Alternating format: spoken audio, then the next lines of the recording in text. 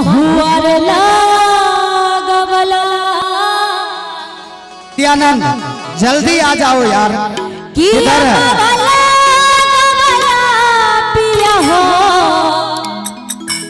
महुआर लागवला तकाहे न लगवला पिया हो निमिया के गछिया। तो चाहूंगी जो फरमाइश के सबको, क्योंकि ये अब जो जागरण है वो अंतिम की ओर है ना, तो सबको झूमते हुए साथ में कहेंगे 1 2 3 4।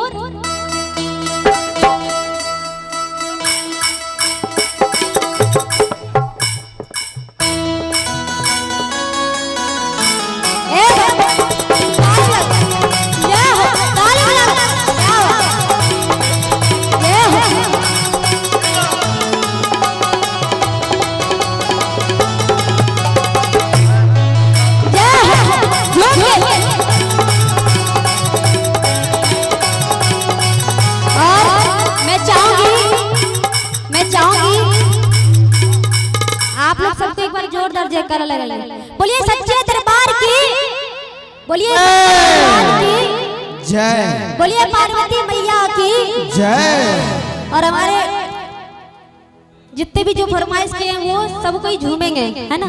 तो कहना है कि अम्मा वाला गवला पिया हो महुआर लागवला, कि अम्मा वाला गवला पिया हो महुआर लागवला तकाहे न लगवला पिया हो, कि काहे न लगवला पिया हो निमिया के गछिया, काहे न लगवला पिया हो निमिया के गछिया।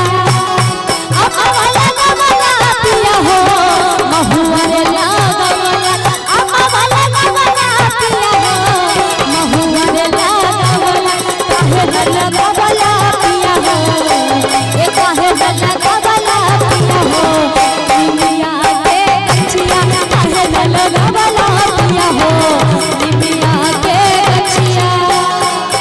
प्यार होने से पहले, प्यार होने से पहले छोटी भवन में होला के जैसे, छोटी भवन में होला के जैसे, जैसे घोड़ा के रेस रेस।